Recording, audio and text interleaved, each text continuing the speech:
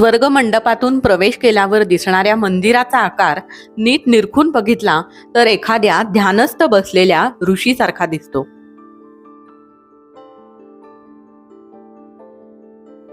तर दुसऱ्या एका बाजूनी बघितले तर तिरुपतीच्या बालाजीचे साक्षात दर्शन होते.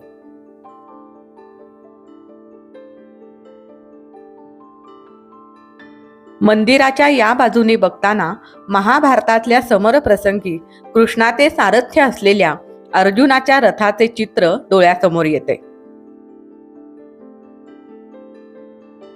मंदिराच्या दक्षिणेकडून बघताना मुख्य मंदिराच्या मागे लपलेले पार्वतीचे मंदिर सहजासहजी दृष्टिक्षेपात येत नाही.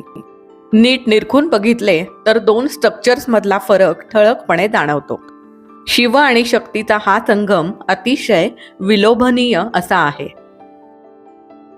आम्हाला कळलेले